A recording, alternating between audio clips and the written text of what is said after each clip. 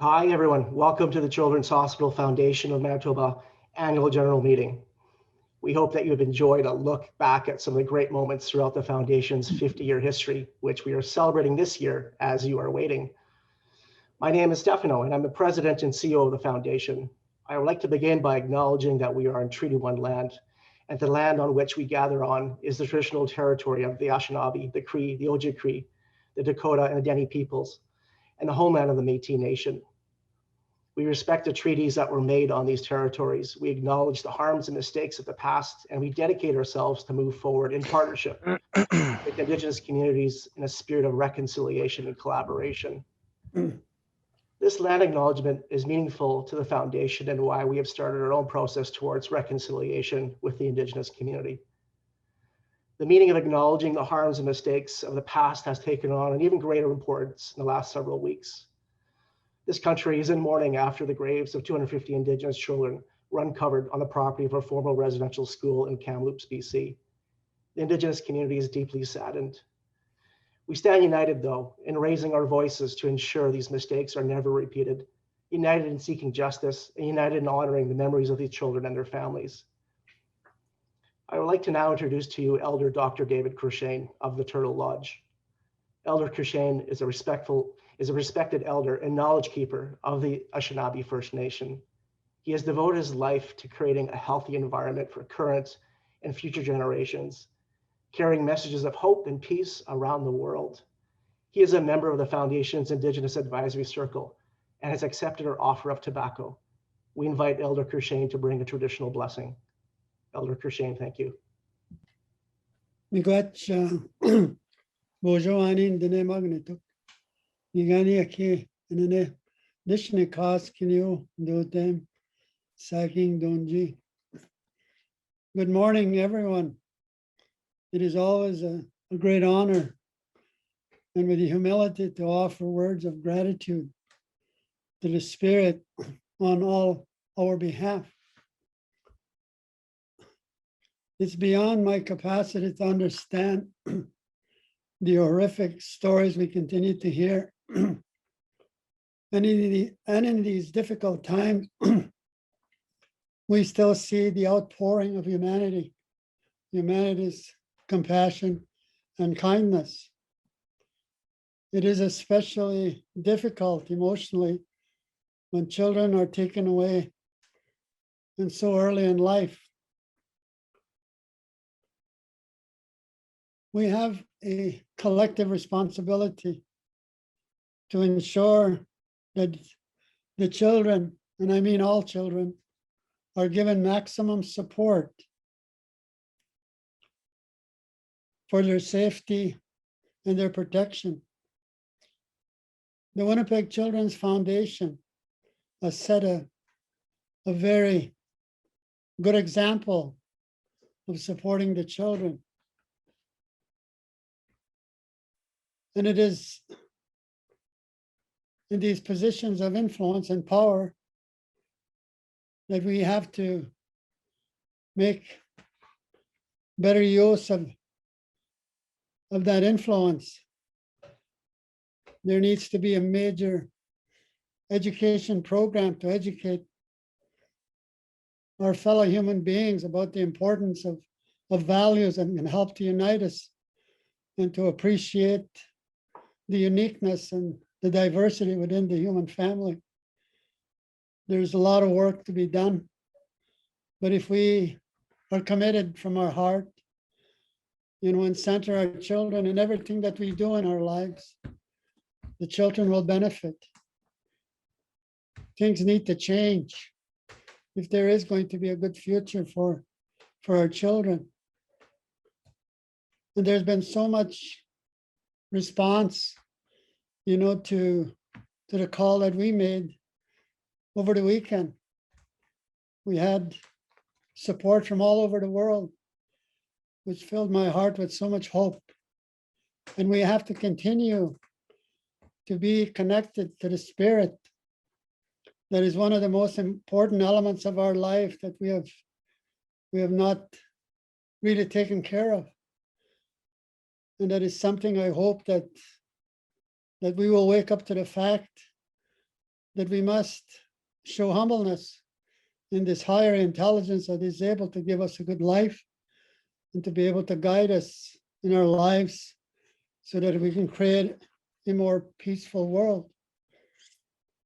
I always accept this responsibility to speak on behalf of everyone, particularly the children, because words of prayer are very powerful. I know they work, but the more of us are able to speak with that simple words of gratitude, we will move faster to finding that world that we can leave a footprint for our children to follow. I will just quickly say an opening in my language, to offer the best to each and every one of you with the continued work that you do to support the children, and that you're given all what you need also to carry out your work. Miigwech Manogitigo, Menoigi Benis, the Monogijo and no. Kinina went away, Chibugit Namoang and unknown. Is young, if Madizu. Giget Nongum, Apogee, Kenegos, the next say. Yomadaigo is young, Meno, Anim, Menoeto, and Abinonji.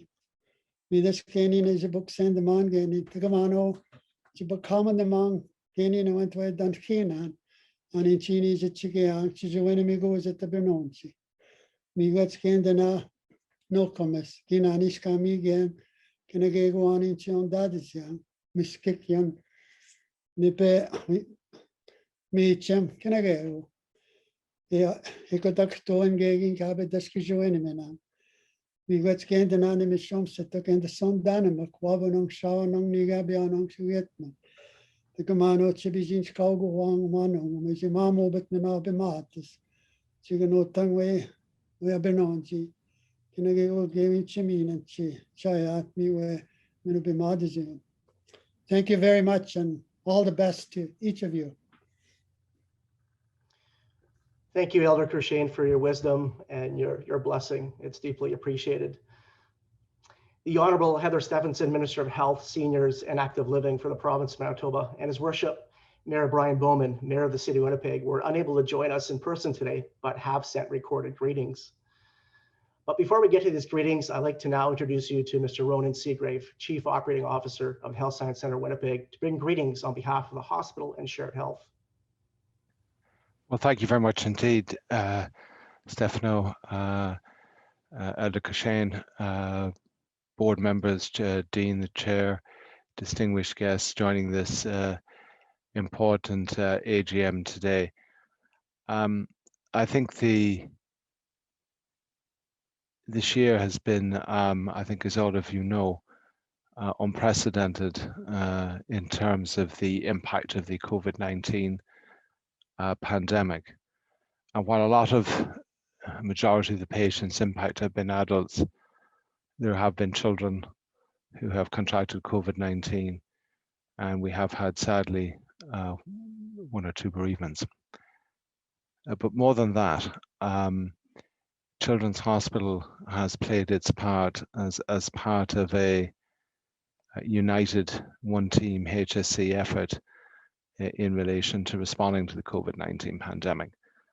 That is demonstrated by today in terms of staff at PICU and indeed Children's Emergency Department staff and physicians helping to care for younger adult COVID-19 patients in this unprecedented third wave.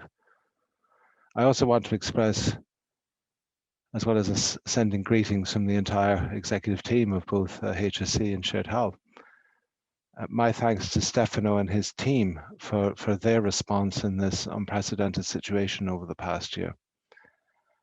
It's not been possible for staff of CHFM to occupy their offices here at HSC for the vast majority of the year. I know Stefano has become a grand master at Zoom, as the rest of his team, in relation to adjusting from working from home, and I appreciated that. That was for everybody's safety. I think on the positive side, we are moving into a new phase in relation to the pandemic, I believe, slowly coming to an end with our vaccination program and everyone getting double vaccinated. Indeed, the province today launching an immunisation card in that respect. But I also appreciate how difficult a year this has been for the foundation, and actually how you've overcome those difficulties in relation to the wider impact of the pandemic on the economy, in relation to donors. And I think you've done an incredible and a magnificent job under Stefano's leadership in negotiating those changed and difficult waters. In terms of greetings, I also want to deservedly, I think, call out a few individuals here who have gone above and beyond the call of duty at Children's Hospital this year, which you support and love. The first is Dr. Patricia Burke. Those who know me know how much I admire Patricia's leadership, her integrity, her dedication, her compassion. And that, as I say, has been demonstrated by Children's Hospital supporting in a whole variety of respects the COVID-19 pandemic response. But her leadership is an incredible asset to the Children's Hospital, which I appreciate each and every day. Also, other members of Patricia's team have played major and central roles in our wider incident command in respect of the COVID-19 pandemic. A testimony to the quality of people and, again, leadership we have in Children's Hospital, and again, something everybody should be exceptionally proud of. I also, notwithstanding the pandemic and all of the impacts, some really other positive things have happened this year that I'm sure Stefano's going to talk about. The opening of the Pediatric Cardiac Centre for patients was a great achievement. We never missed a day's construction, even despite the pandemic, and we're able to pursue that safely. We'll look at, I'm sure, with Minister Stephenson having something more official at the right time when we're in a different place in relation to our vaccination program and the pandemic, and we can safely gather and celebrate the opening of this space. But in terms of sending greetings, it's really thank you. Thank you for your exceptional efforts in this exceptional 12 months that we've had in response to a global pandemic. You've stood up, you've supported us in so many ways, even in things like masks, providing meals, supporting us with equipment and other things that we have needed to help us respond to this pandemic, and in terms of the specific impacts in Children's Hospital. So an incredibly sincere thank you. I know that we're moving on to better days ahead, and those better days will include you staff, at least it's down to you, Stefano, as to how, but staff returning to your offices in what way you see fit, and the organisation working effectively. The fundraising events that you have had will start to come back and be able to be held safely. Our new world will not be one free of COVID-19, but it will be one where we can manage it and we can get back to a sense of normality with precautions, such as I say, in particular, getting doubly vaccinated. But in this unprecedented year, you've stood up, you've continued to support the Children's Hospital, you've continued to be active, you've responded with great agility and great compassion in relation to some of our immediate needs in relation to the pandemic. And we've continued to advance important projects such as the Pediatric Cardiac Centre, even in the most difficult of circumstances. So again, thank you. And I'll hand you back to Stefano, and I wish Children's Hospital Foundation of Manitoba continued success coming into the next year. And we look forward in HSC and Shared Health to continue working in partnership with you. And again, we deeply appreciate and thank you for your always outstanding support and compassion. Thank you.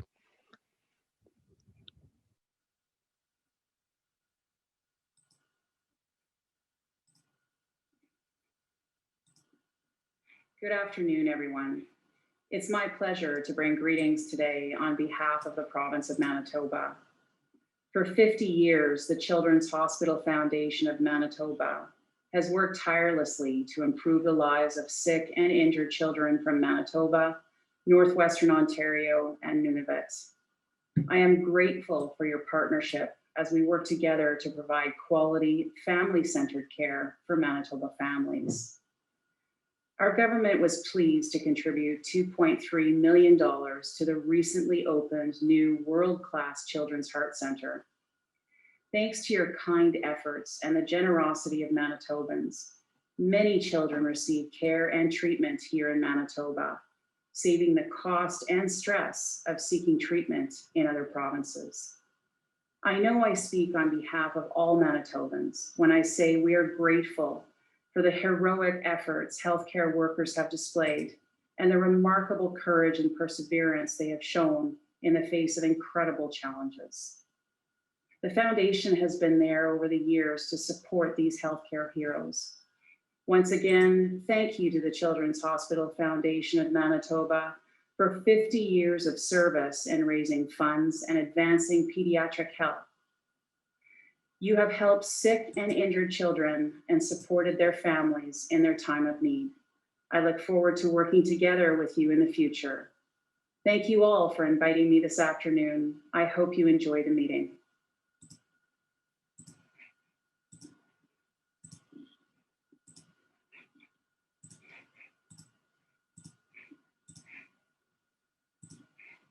Hi, everyone, and thanks so much for having me at this year's Children's Hospital Foundation of Manitoba AGM, which obviously stands for Annual Gratitude Meeting.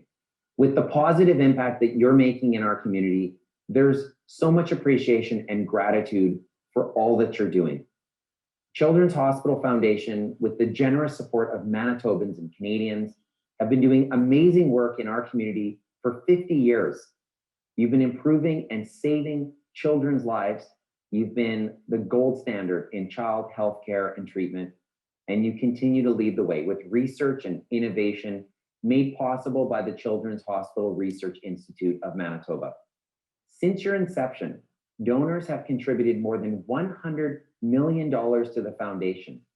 This has been instrumental in providing exceptional care to over 130,000 patients each and every year, and crucial support to their families. We're so lucky to have the Children's Hospital Foundation of Manitoba in our community, and it's my wish that we'll see another 50 years of your incredible contributions to the health of our residents. Congratulations, thank you so much, merci, and miigwech.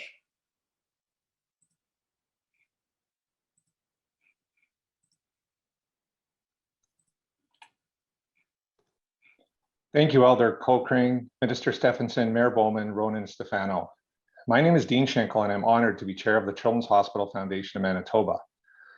A couple of housekeeping items before we begin the informal AGM.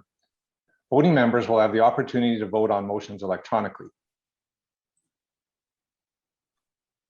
Voting members will have the opportunity to vote on motions electronically. When we call for votes, a window will pop up. Please follow the prompts and register your votes.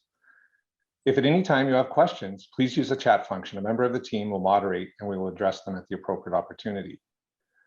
You will have received links to today's meeting materials, including the agenda along with Zoom information. These are available on goodbear.ca/AGM.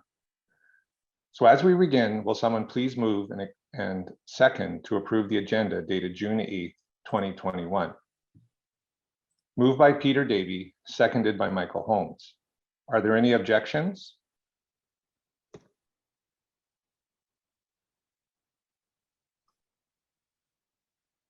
Hearing none, those in favor?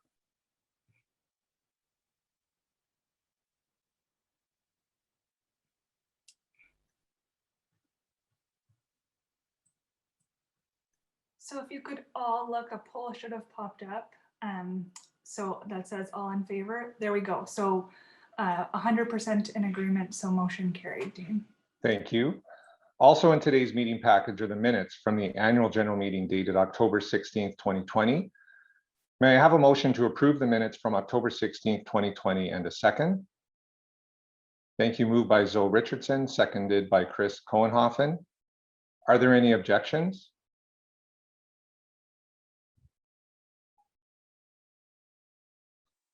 Hearing none, those in favor, again, please vote.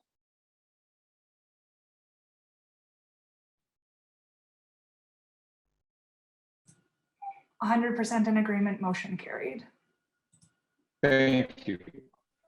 I'll now turn it over to Mike Holmes, Chair of the Finance Committee, to lead the finance report.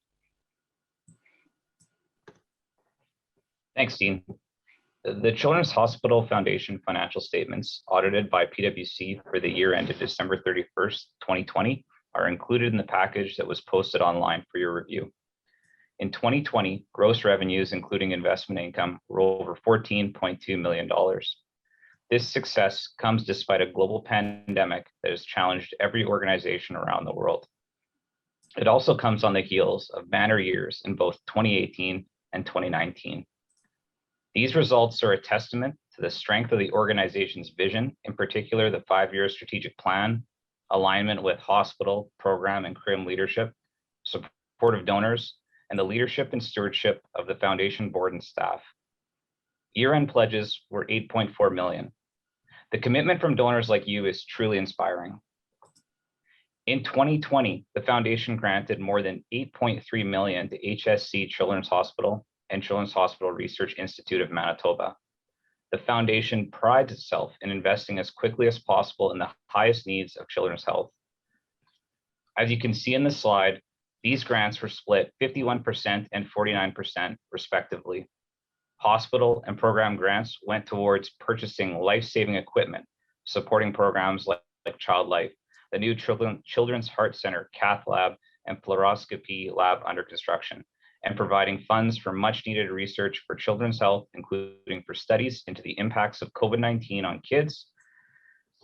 And that should be the end of the sentence, sorry about that. The foundation is very proud of the work done by both the hospital and research institute. Due to COVID-19, the foundation, as with most other nonprofits, found certain revenue streams in 2020 to be a challenge. However, management and staff creatively shifted gears to fundraise and reduce expenditures, sharing the pain equally as a team preparing for the unknown. Thanks to donors like you who responded with generosity despite the pandemic, I am pleased to report the foundation exceeded expectations and was able to continue to provide significant support to both the hospital and the Research Institute. May I have a motion and second to approve the audited financial statements for the year ended December 31st, 2020? Moved by Chris Cowenhoffen, seconded by Zoe Richardson. Are there any objections?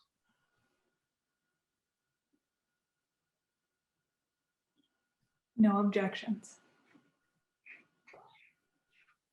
Perfect, thank you. Next is a motion to appoint the auditors for 2021. Can I get a motion and second to approve the reappointment of PwC as auditors for the Children's Hospital Foundation of Manitoba for 2021? Moved by Carmen Aleshka, seconded by Michael Schwarzlot. Are there any objections? No objections, all in favor. Perfect, thank you. I would now like to call upon Peter Davey, Chair, Nominating and Governance Committee, for his report. Peter? Thank you, Michael. I'd like to take a moment to thank the Nominating and Governance Committee for their hard work and dedication over the past year. I would like to begin my report with the following motion regarding the annual approval of executive and directors' decisions. I respectfully move that all acts, contracts, proceedings, appointments, and payments enacted, made, done, and taken by the Board of Directors and Executive be approved and ratified. Will someone please move and second the motion? Moved by Michael Holmes, seconded by Michael Schwarzlot. Are there any objections?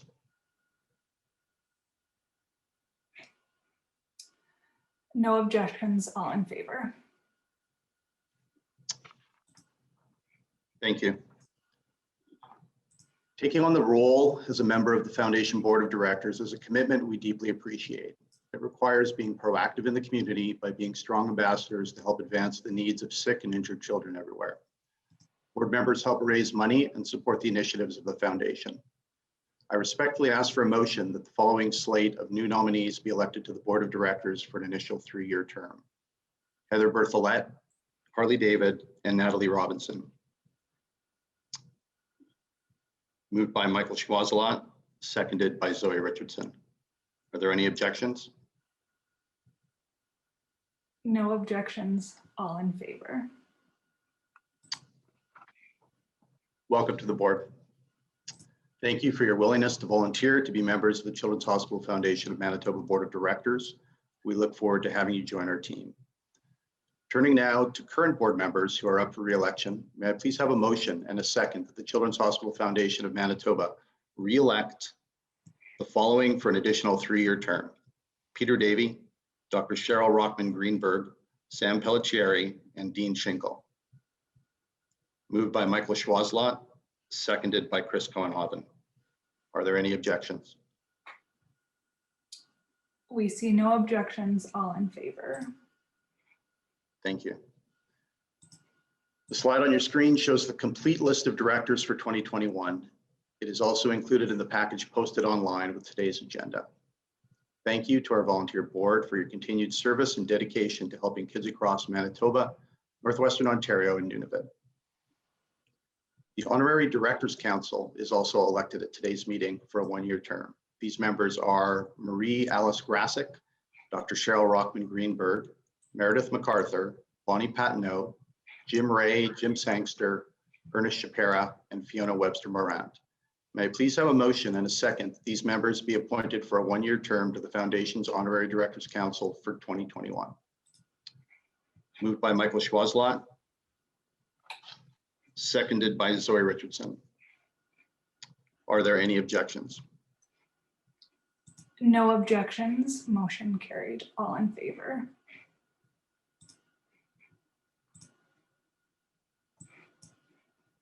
Thank you.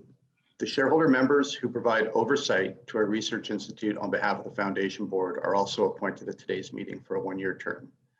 These members are Karen Cornejo, Mark Evans, and Mark Gray.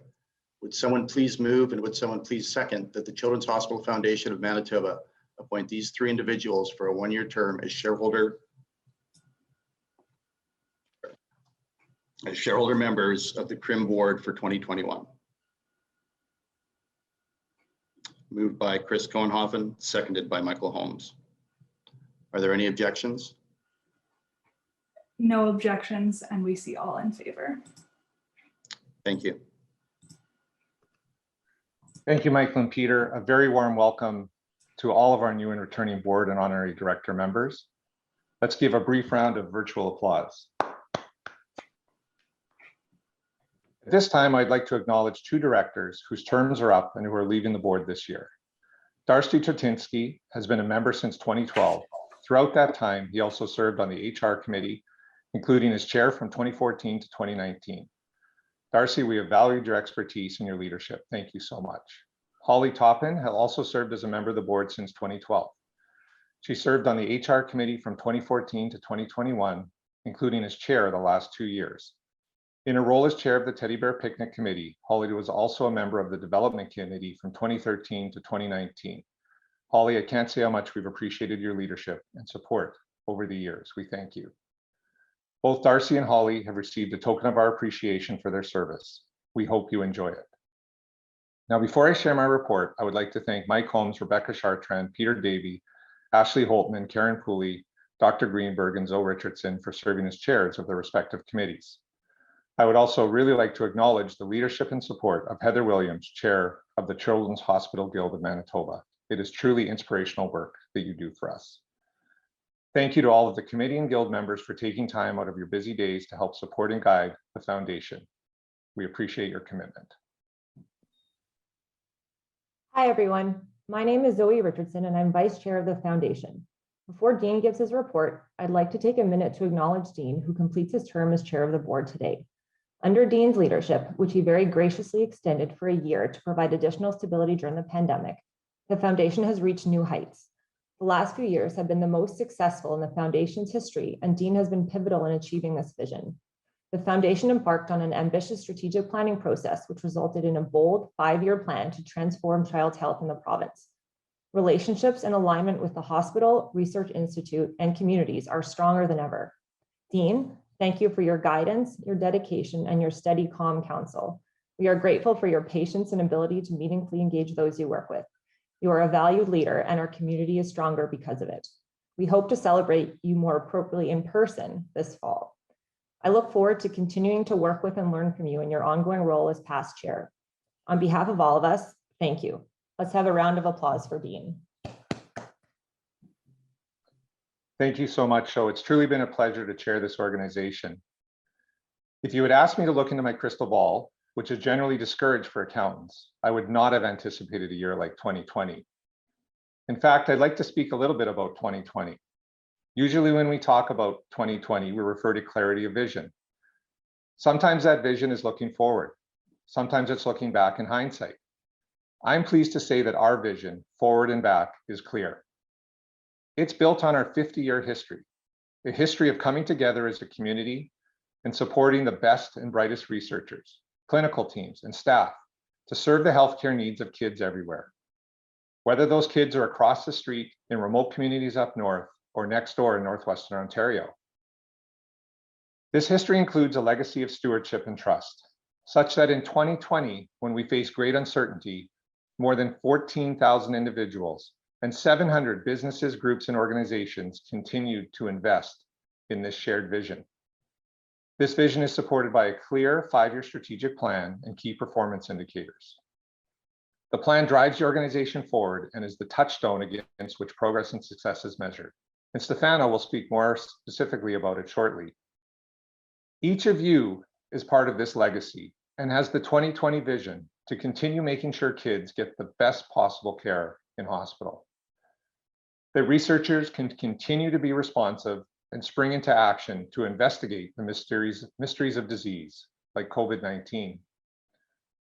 We are thankful for the foresight, that's 2020 again, of past board members who financially readied the organization for a day like today. While no one expected such a worldwide social, economic, and health challenges, I can tell you the foundation remains strong and ready to respond quickly to changing needs. So even in these challenging times, we have so much to celebrate and be thankful for because all of you. Now some highlights. More than 8.3 million was granted to hospital programs like Child Life, the new cardiac center, remote monitored beds, specialized equipment in the NICU, and more. There was a new way of hosting events. The Guild's no-show fashion show and auction. For example, it was an inspired idea that people would pay to not attend an event and be happy to have good time doing so. That shows just how important supporting this organization is to our communities. The Galactic Experience, the Ice Crystal Gala, transformed into an online extravaganza, connecting people safely in their own space bubbles.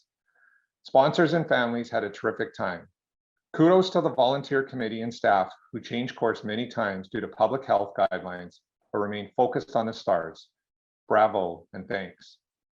And along with our partners at HSC Foundation and St. Boniface Hospital Foundation, the community responded with record ticket purchases for the annual Tri-Hospital Lottery. And now tickets are on sale right now for the 2021 edition. Donor contributions to CRIM's operating costs again leveraged more than $19 million in active research funding. That's a great return on investment. And there were inaugural meetings of the Indigenous Advisory Circle, which begins the Foundation's active commitment towards reconciliation. We have been honored and humbled by the relationships we are beginning to build and hope to deepen with Indigenous leaders and communities across the province. And you, each of you has taken the time to care in 2020, to donate, to volunteer, to listen, and to give feedback. Thank you. Thanks to the Board of Directors and Advisory Committees. Time is one of the most valuable resources, and we are grateful that you choose to share it with us in service of the kids. We continue to build on alignment with all of our stakeholders and partners in identifying, serving, and supporting child health needs of the province. Thank you to the leadership of HSC Winnipeg, under the direction of Ronan Seagrave, the hospital's Chief Operating Officer, who we heard from earlier. Thank you for being here today, and your steadfast commitment to the hospital is extraordinary, and we thank you for it. Thank you to Dr. Patricia Burke and the program management team who are also participating online this afternoon for your commitment every day to caring for kids and for each other in hospital. This year has been challenging, to say the least, with people being asked to play new roles and wear additional hats. Thank you for continuing to champion the vision for improving the health of kids everywhere. And thank you to the CRIM team under the leadership of Dr. Clausen and Nicola Weigel, who are online today as well. In addition to pursuing the dozens of active research projects, the CRIM team successfully shifted their activities remotely in such a way as to keep facility and lab dependent research going. Oh, and also leading 13 national and international studies into the effects of COVID on kids on top of their regular work. If there were ever a situation where research is the answer to every possible question, COVID-19 is it. Thank you. And finally, thank you to Stefano and the energetic, creative, enthusiastic, hardworking staff of the foundation. You are an incredible team and you make a difference every day, and I hope that you know that. It has been a privilege to chair this board and to work with each one of you to help sick and injured kids.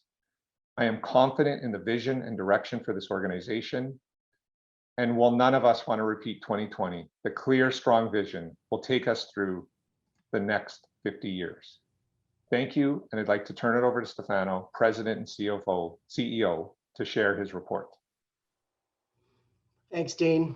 This annual gratitude meeting is one of the highlights of the year for me. It's an opportunity to simply say thank you.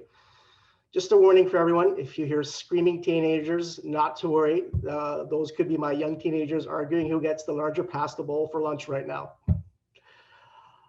I really want to start by saying thank you for your generosity of time and expertise as volunteer leaders on the board, the guilds, and our event committees. For generosity of financial resources to help caregivers and researchers in the hospital, and for our research institute to do what they do best, care for kids. For your generosity of spirit, embracing the mission to support sick kids and injured kids everywhere, because that is why we are all here. Thank you. Thanks to you, kids like Brady are champions. Thanks to you, kids like Max can ride a bike. Thanks to you, kids like Ella can bake and play outside. Thanks to you, kids like Carson are active in their schools, extracurricular activities, and communities.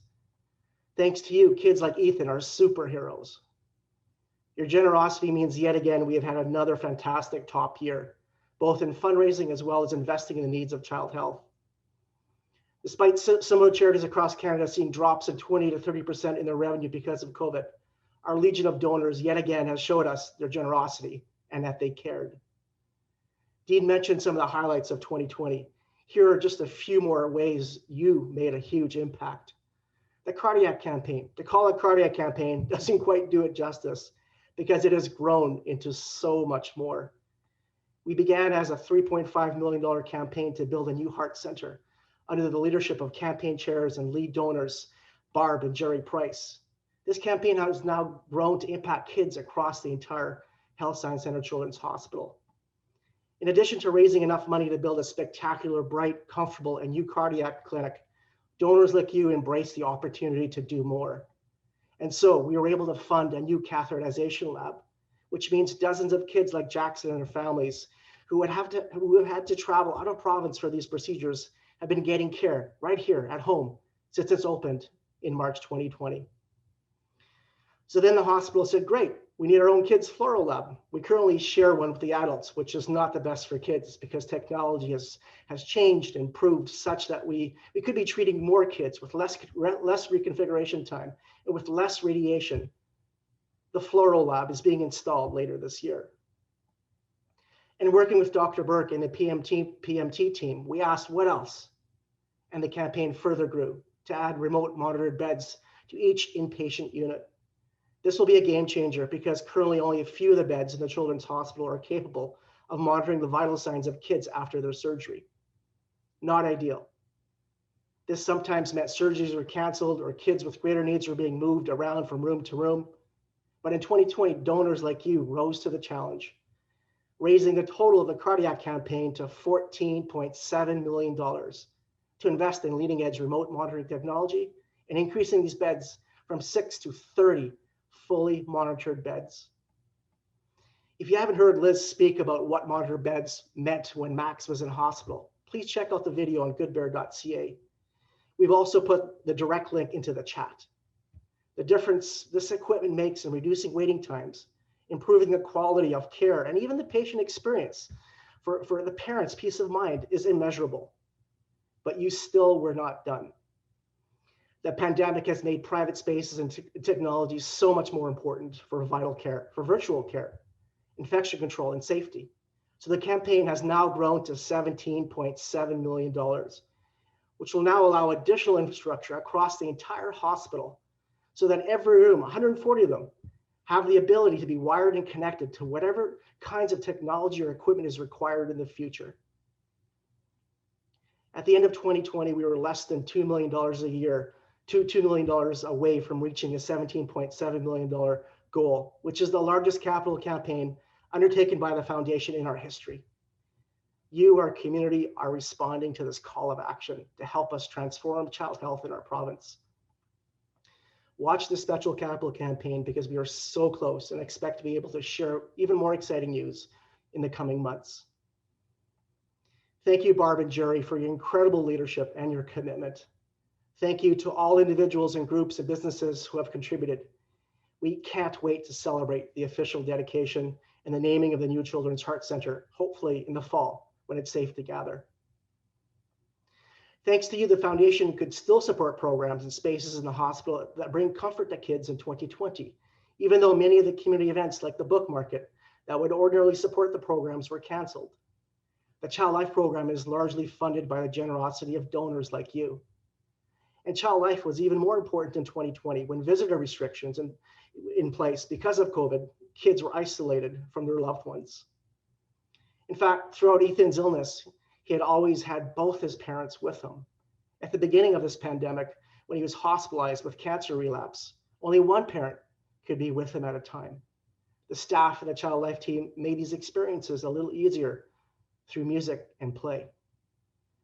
Thanks to donors like you, devices like iPads were quickly purchased last spring, so kids like Janessa, who had to move with her family from Potawatomi for her kidney transplant and subsequent ongoing care, to stay connected with their friends and family, play games, and just be kids. Usually there's a steady stream, particularly during the holiday season, when kids, families, and organizations donate for Child Life to use to mark occasions like birthdays and holidays for kids who are in hospital, and to regularly update and stock the playrooms with toys. With the hospital closed to visitors, this wasn't possible. So we put out a call. In a few short weeks, more than $16,000 was raised. Thank you so much for your generosity and your caring. Well, everyone, individuals, businesses, organizations, all faced uncertainty due to the pandemic, you still made the kids a priority. As Dee mentioned, if ever there was a time to demonstrate the value of research, the COVID-19 pandemic was it. How does the virus affect kids? Does the virus affect kids? Research is indeed the answer. How is the virus treated? Research. What are the long-term effects of COVID-19? Research. How are families coping with the stress of the pandemic? Research. How is the vaccine impacting children? Clinical trial research is happening right here, right now in Manitoba at CRIM. We're incredibly fortunate to have the Children's Hospital Research Institute and their 270 investigators right here with core annual funding provided by you, our community of donors. In addition to the regular research into illness and injuries that are unique to kids in Manitoba and beyond, like type 2 diabetes, asthma and allergy, oral health, emergency medicine, and neurodevelopment, researchers quickly jumped on the opportunity to lead and participate in 13 additional national and international studies to understand COVID-19 and kids. And these studies have massive implications. For example, Doctors Megan Azad and Eleanor Simons in the child team have been following kids for the last 8 years, collecting biological and social information like blood samples. They did their annual surveys in the months immediately preceding the pandemic, which means they are one of the few teams to have rich data before this pandemic, and they will be able to compare against samples from this year and beyond. And you will hear shortly from Dr. Leslie Roos about the pandemic's impact on the mental health of parents and families, and learn about some of the tools to build resilience and connection. Thank you for recognizing how important research was and providing grants and funding specifically in support of COVID studies, but also to make sure that everyday work did not miss a step. Thank you. New long-term partners also came online in 2020. Sobeys created the Family of Support program, the Youth Mental Health Initiative. With Sobeys, IGA, Freshco, and safety stores across the province supporting us.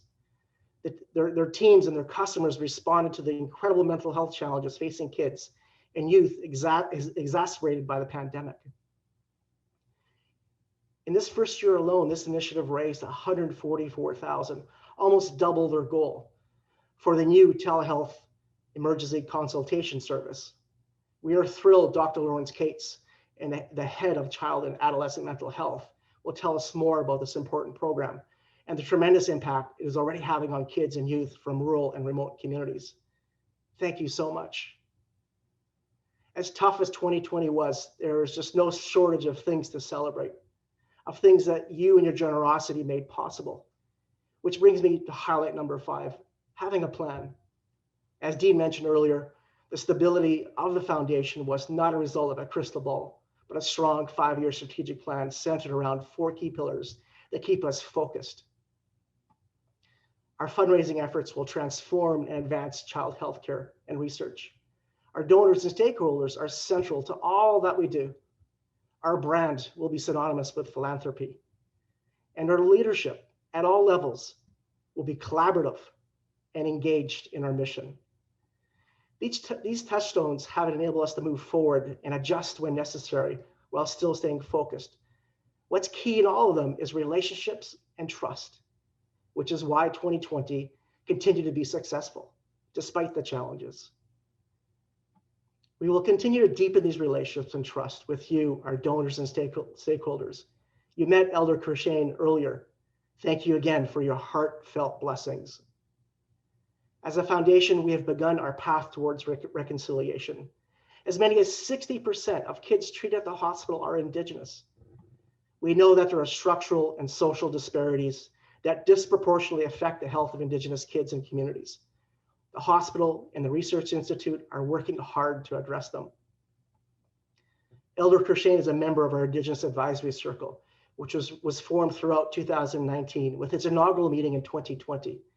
This group of leaders from across First Nations, Métis, and Inuit communities, chaired by board member Rebecca Chartrand, have helped us build relationships, learn, and celebrate together.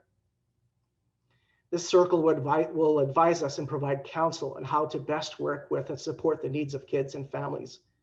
Working together with Dr. Burke and Dr. Melanie Morris, the new lead for Indigenous health at the hospital. We are so excited about the possibilities to support culturally safe spaces and resources and much, much more. In fact, we'll be sharing more about one of these commitments to reconciliation on June 17th.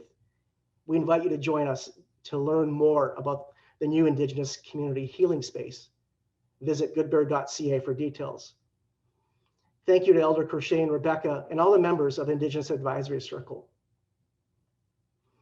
I'd like to echo now, thanks to Dean, thanks to Zoe for all of your tremendous leadership. With the support of the board, Dean is a key driver behind the rigorous strategic plan and this transformational path forward for our foundation. He has been instrumental in building strong relationships with the hospital and CRIM and recruiting new members of the board to better reflect our communities. I truly appreciate Dean's willingness to stay on during the pandemic. The consistency certainly helped provide additional stability and calm and wise counsel. I look forward to continuing to work with Dean in his role as past chair and our committees. On behalf of all of us, thank you so much, Dean. A special note to Ronan, Patricia, Richard, Nicole, Sandy, Sheila, Jen, and the entire child health system. We do what we do because of your leadership. The community responds with incredible generosity because of the care your teams provide to their kids, families, and loved ones.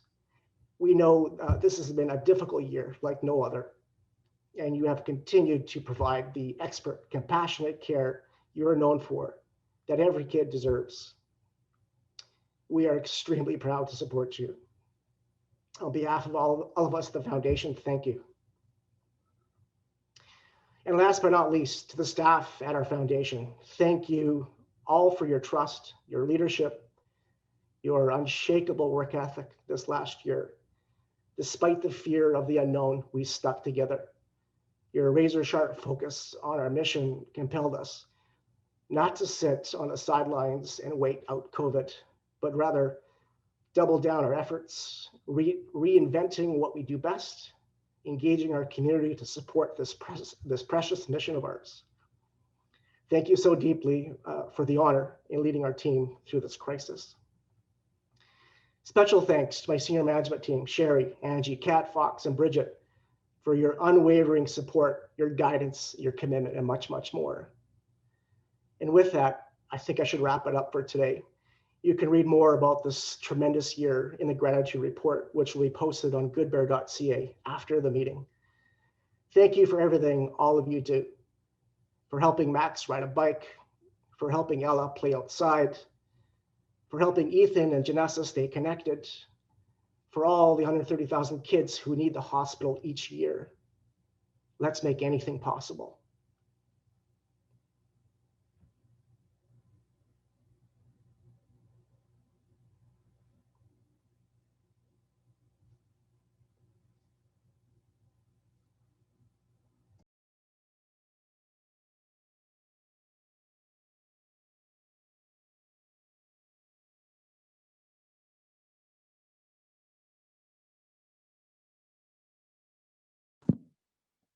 Thank you, Stefano, and thanks to each of you for your generosity of time today. May I please have a motion to adjourn the formal portion of our annual general meeting? Moved by Peter Davey, seconded by Michael Schwazelat. All in favor? All in favor. Thank you. And now I'll turn it over to the Foundation VP of Marketing and Communications, Kat Fox, to introduce our special panel on COVID, kids, and mental health. Kat?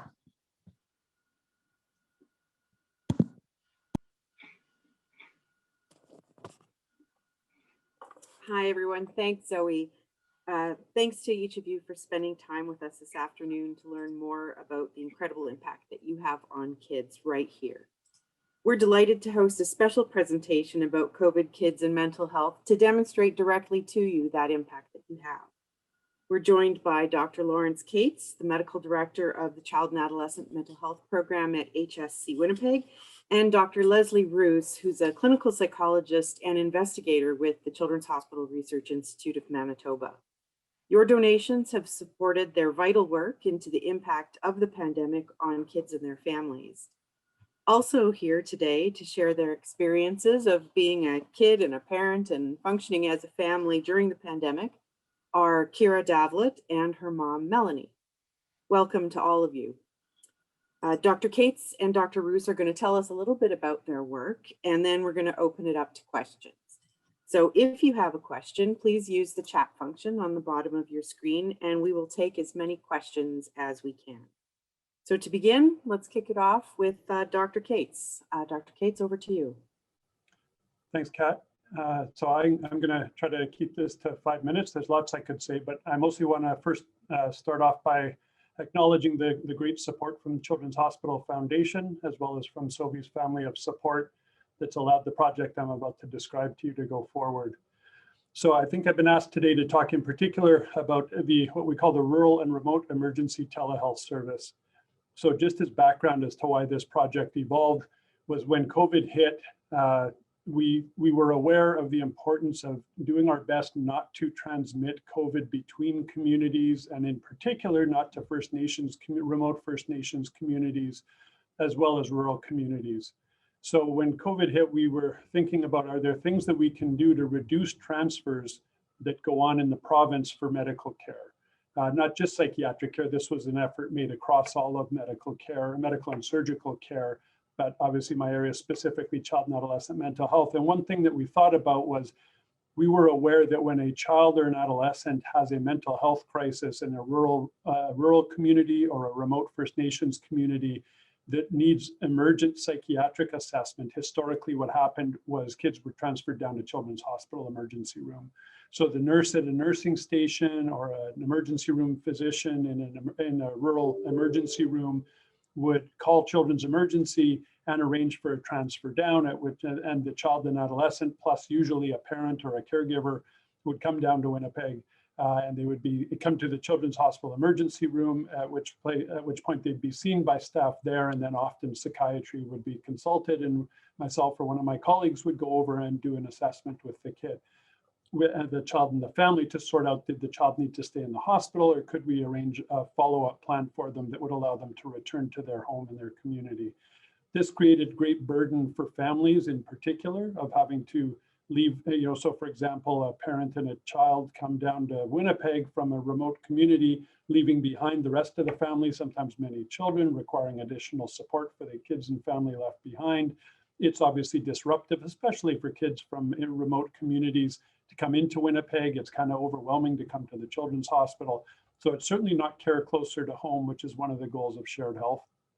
And in addition, there's just a variety of impacts of that financially and otherwise on both families and on the healthcare system of transporting kids. So we thought, is there a way that we could do this better? And so what we developed was the capacity to have us, with support from Children's Hospital Foundation, from SOBIs, and in addition from other healthcare agencies and regions in the province. We were supported also by Shared Health. We were supported by Indigenous resources as well. So there was a variety of contributors to supporting this project. And what we developed was the ability to have a psychiatrist available 7 days a week for a brief period of time each day. It didn't require someone available 24 hours. We have many other people on waiting lists to see, but we did create the opportunity for there to be a psychiatrist available, so that that physician in the emergency room or the nurse in the nursing station could call, and we could immediately, or within 24 hours, set up an emergent psychiatric assessment. So the kids did not have to be transferred down to Winnipeg. This, of course, did not mean no children were transferred down, as some kids were deemed to require transfer to Winnipeg for a variety of medical reasons. So kids still do come down, but what we were able to do, and now we're seeing that actually of the phone calls that we receive requesting transfer, something in the neighborhood of 2/3 of those calls we're able to provide service in the community through remote telehealth. So we developed that capacity for the kids to stay where they are, the kids and families to stay where they are, and that we would have a child psychiatrist provide an assessment through the Manitoba telehealth system. So we can do this through a video system where we can see the kids and the parents and do our assessment over the video terminals. So this has reduced the number of transfers significantly that have come down. So we're very grateful for the support that we've received in doing this. This project is funded to continue for at least another year. Again, it was a COVID specific project, so we'll have to sort out afterwards whether it still makes sense to continue that. And again, our main goal in that was reducing transfer of COVID between communities. And in addition, a second main goal was to reduce the burden on children and families having to be transferred down to Winnipeg to get an assessment, many of whom, as we're seeing, could actually receive that assessment in the community they're in, and that we could arrange to have a treatment plan in place for them so that they did not have to have the burden of coming down to Winnipeg. So I think that's the very, very quick summary of what we've been doing. This project started August the 4th of 2020 and continues. And as I say, at the moment, we have funding to likely continue this through into about March of 2022, if I'm keeping my ears straight. So maybe I'll stop there. I think that's my time, and I'll pass it back to Kat. I'm happy to answer any questions later when it's the appropriate time. Thank you. Thank you so much, Lawrence. Dr. Roos, let's turn it over to you. Hi, thanks so much. Will someone on Crimson be doing the presentation slides? I'm also happy to share. Wonderful, thanks so much. So really to echo what's been said, very much appreciative of the financial support provided by CRIM that's made this possible, along with the personnel support of having a few staff members in at the hospital when necessary for this work. So that has really made all of this work possible, which has focused, really in the past 15 months now to try to understand how to better support mental health and families of young children during the COVID-19 pandemic. We can go to the next slide. So although I'm a child and family psychologist, a lot of my work focuses on parent mental illness. And part of the reason for that is because we know that parent mental illness and family mental illness can increase children's risk and support needs across a variety of mental health, developmental, and physical health needs. So young children exposed to maternal mental illness have about a 400% increased risk of developing mental illness themselves through a variety of both genetic and environmental factors.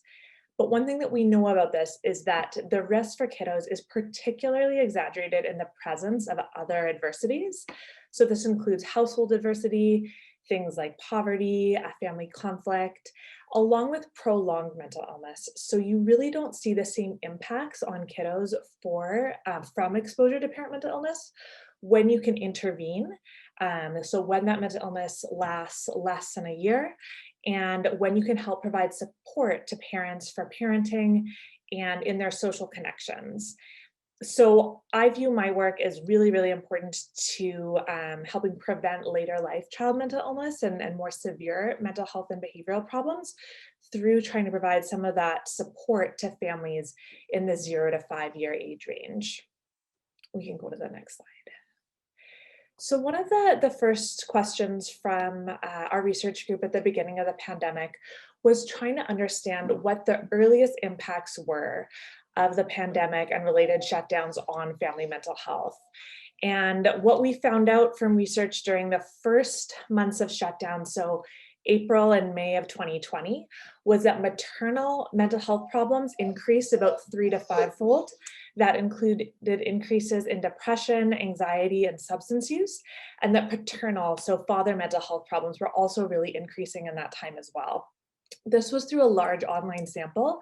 It was one of the first Canadian samples to be published on the impacts of the pandemic on family mental health. And these results have been really consistent throughout the pandemic. So they've been replicated by Stats Canada, the Centre for Addiction and Mental Health in Toronto. And they really highlighted the importance of trying to understand how can we better support parents so that they can take care of themselves and their families. And I think that, continuity of the pandemic has really made this relevant to thinking about supporting families over the last year. We also looked into the types of things that were associated with mental health problems and found that a family history of mental illness, financial strain, stress, domestic conflict, and pregnancy-related concerns for folks who are pregnant increase the likelihood of a parent experiencing mental health difficulties. Can we go to the next? Thank you. One of the next questions was the extent to which parent mental health concerns were linked to risky parenting. So given that really high prevalence of parent mental health, we weren't sure if this would be linked to lower quality parenting as it is in non-pandemic times. But what we really found is that this was the case. So we saw across a wide variety of parenting dimensions, including more negative parenting and less positive parenting. Caregiver depression was the single most predictive variable over and above things like domestic conflict, things like recent stress, things like family income, that parents who are having mental health problems, particularly during lockdowns, were really having a hard time in the parenting domain as well. We tried to talk to parents early in the pandemic to learn about what they needed, knowing that so many of the typical supports the parents rely on were not available. And what parents told us is that they wanted social connection, they wanted some tips for sleep and managing their own stress. They also weren't as interested in our typical services. So we often run 2-hour-long parenting and mental health therapy groups, but that was too long for people to be managing in the evening on Zoom. And that they wanted really a combination of online content with the opportunity to connect with people in the evenings because they were so isolated at home and without those typical opportunities to connect with others outside of home. One of the first projects that we did was a switch to telehealth for a clinical research trial that was ongoing. And that was for the Bridge program, which looks at providing parent mental health and parenting supports for families with persistent maternal depression and parenting stress. And with a 2-arm pilot randomized control trial, we looked at standard telehealth, which is about 1.5-hour group sessions, compared to this mixed approach to telehealth, where there's shorter active clinician time, so we can be providing services to more families with take-home material. And we saw similar results across the 2 arms, with the shorter groups actually having slightly better results. Overall, we were able to provide services to 40 parents in the fall and winter of the pandemic with clinically significant symptom remission in 87% of mothers enrolled, along with reduced parenting stress. We talk about things in this program like supermom myths, so moving past how you might think things should be to dealing with the realities of the current situation and figuring out what good enough looks like for you with everything that you're managing.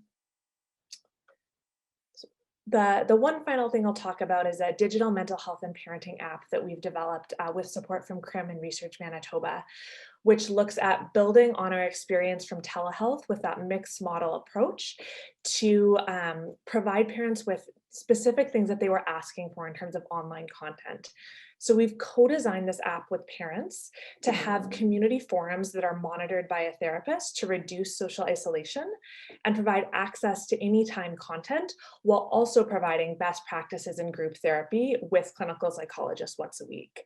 We've had a lot of interest in the program to date. In the past month, we've enrolled about 100 parents for our first version of this trial, and we expect to continue trialing this over the next 8 months to learn more about how this app might help provide access to more parents, both in Winnipeg and in rural communities. Thank you so much. Thanks very much, Dr. Roos. Both you and Dr. Cates have given us a lot to think about. So just a reminder to our participants to please use the chat if you would like to ask a question. I mentioned earlier that we have a foundation family with us. So Melanie and Kira are here with us today. I wondered if we could ask you to tell us a little bit about yourselves and your connection to the foundation and what life has looked like for you as a family this past year, given health and school and being at home and some of those restrictions. So over to you, Melanie and Kira. Okay, so Kira, what were you born with? I was born with craniosynostosis. So when she was born, we found out when she was 2 months old that she had craniosynostosis. It's when one of the sutures has already fused together. And so at 9 months old, she had a surgery for a craniotomy where they, I guess, unfused the bones. And then since then, she's had a few surgeries for ear tubes and adenoids. And about 2.5 years ago, she had another surgery to, some of the skull was sinking. So she had some extra filler put in. So the hospital's always been great to us. We've had so many like wonderful doctors and nurses. She has, oh, we can't even count how many specialists she's seen. But they've all been amazing. And I think your favorite part of the hospital was Hubert the Clown.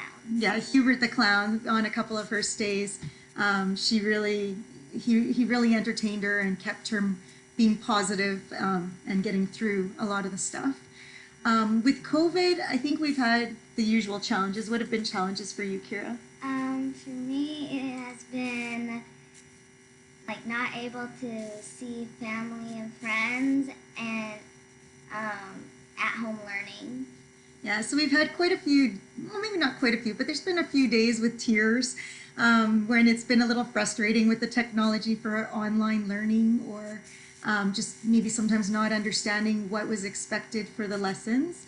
And then not seeing family. We've been really strict following all the restriction guidelines. So it's been hard. She hasn't seen her grandparents since last summer. And yeah, so it's been difficult.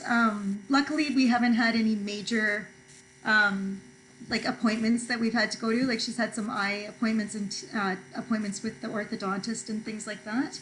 But I'm not sure what else you'd like to know. Thank you very much for sharing. I do have a question for you, but I'm going to get to that in a little bit. Let's, I see we have a question from one of our board members, Carmen Oleshka, who is also the founder of KidThink, which is a community agency that provides clinical treatment of mental illness to kids under 12, and that has also been a recipient of funding from the foundation. So I wondered if we could kick it over to you, Carmen, and if you have a question for the panel. Sure, great. Thanks for that introduction, and thank you for the update on what's going on in the hospital there and these programs and the research. It's so important. As you mentioned, Kid Thing Children's Mental Health Center helps children 12 and under, as well as the family and the parents. And such a key part of what we're trying to do is to make sure all the people around the child get the support that they have as well, because a lot of times, you know, the energy comes from the parents that the kids are looking up to. So my question would be, what advice would you give to loved ones or caregivers who might be concerned about their child's well-being? That's directed to me, I'm guessing. Yeah. It's to each of you, I guess. Let's start with you, Melanie. What advice would you give? I would say that, like, so those days when there are tears, we've tried to find things that are positive to do and things that we're grateful for. So what are some of the things that we do to stay happy during all this time? We have a journal. It's called the Big Life Journal that we always do a chapter each day. And what else do you do? What are you able to continue doing with dancing? I'm able to do dance and piano online, so that keeps her busy with her activities. So it's not just being at home with mom and dad. There's we also do family or friend game nights online with Jackbox and Kahoot and things like that. We do a lot to try and stay positive and to try to just be grateful, because even though there's a lot of bad stuff going on, we still have a lot that we can be thankful for. Great. Thank you so much. That's fantastic. Thank you. So Dr. Cates, what advice would you give to a loved one or a caregiver who might have some concerns that their child isn't coping? I think the main part, just endorsing what Kira and Melanie just mentioned, I think the main part that COVID and the pandemic restrictions have impacted our kids' ability to have normal activities. School is only, I think we all get very focused on the idea of whether schools are open or closed. But in fact, I think it's at least as important, and maybe even more important, the other activities that kids are involved in. Either that's just social time with friends, or that's dance or music or sports or martial arts or whatever it may be. And that I think the mental health effects that we're seeing are that those restrictions have, for kids who are struggling at all, not having those things available. Those were the things that allowed them to manage and to keep going, and not having those things available, not to mention grandparents, as was mentioned, and those connections to other family. Those are the things that we've been restricted on that I think impact at least as much as not being able to be in school. School has an impact too, because it has structure and routine, which is important in everybody's life, but it's those other things. So the more you can, within the safe limits that we all need to abide by to help our intensive care units, et cetera, and for our own well-being, the more you can put things in. So I endorse what they were saying, because those are the right ideas, and just taking those opportunities and trying to focus ourselves and enjoy those things to the extent that we can, knowing at some point we'll come out from under this. So just supporting what they were saying. Thank you so much, Dr. Cates. Dr. Roos, anything to add?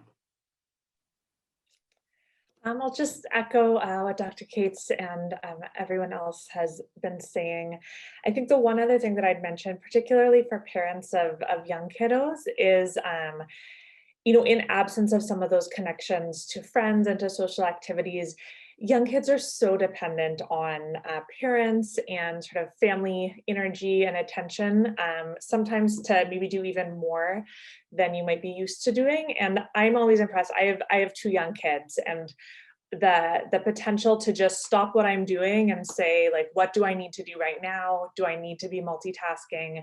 Can I sit down and play for 10 minutes and really focus on entering their world?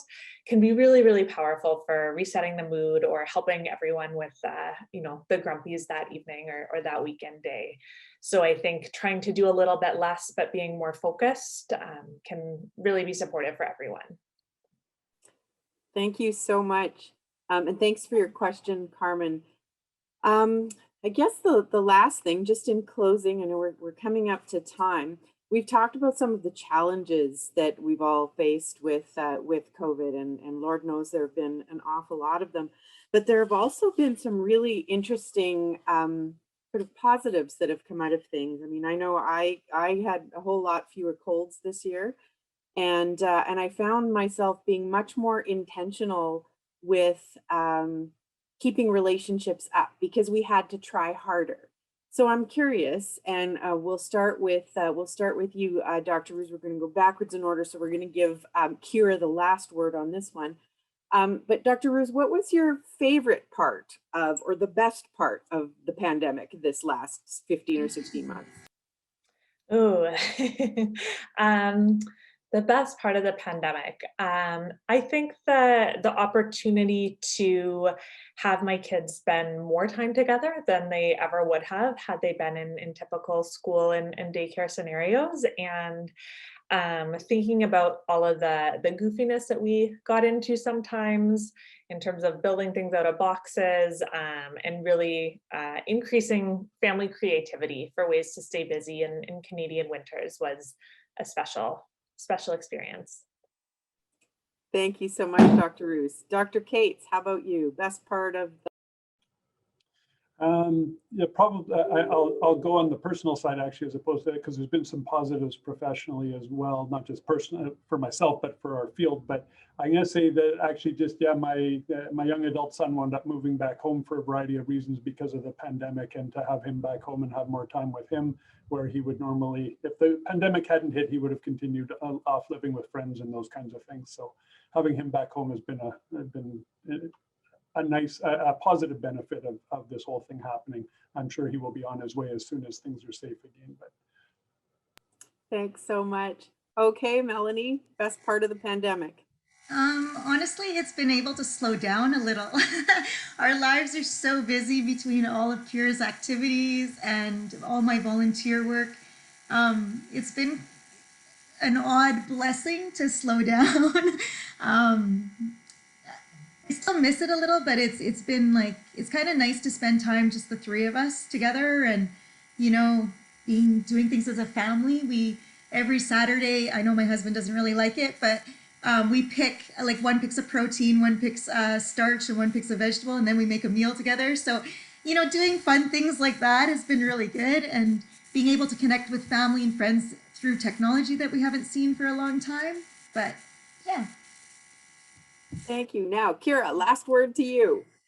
I think a good thing about this is that I can still continue doing my activities like dance and piano, and able to connect, like able to have technology to connect with my friends and family.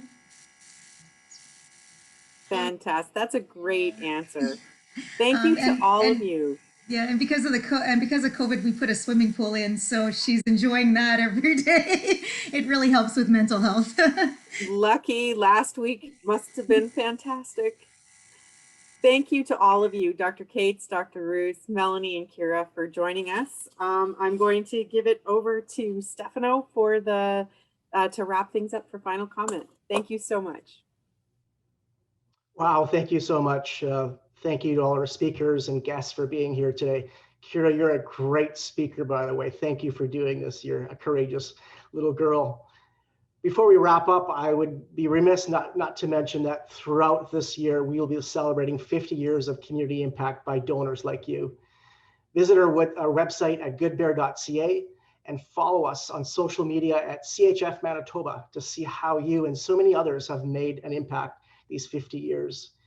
You can meet more of the kids you have helped. You'll find updates on champion children from the years past, kids like Kason, Abigail, Gianna, and Laura, and many more. You'll meet volunteers like Barb, who has continued to volunteer throughout all 50 years since the foundation began. We'd love to hear from you. If you'd like to share a story about how you and your loved ones have been impacted by the hospital, visit goodbear.ca/share my story. Our goal for the anniversary year are to have 50 new community events hosted in support of sick and injured kids. We're well on our way. If you would like to host a fundraiser, which could be anything from a lemonade stand, once they are safe and allowed, of course, to collecting donations in lieu of birthday gifts, to dedicating a portion of sales to the foundation. Just give us a call or visit goodbear.ca. We also would love to have 50 individuals make legacy commitments in honor of sick and injured kids. You can call our office at 204-787-4400. Once again, thank you so much for your support, your generosity, and your time. Thank you for making 2020 a success. Thank you for being with us these 50 years. We're looking forward to the impact we can make in the next 50 years. Stay safe and be well. Thank you.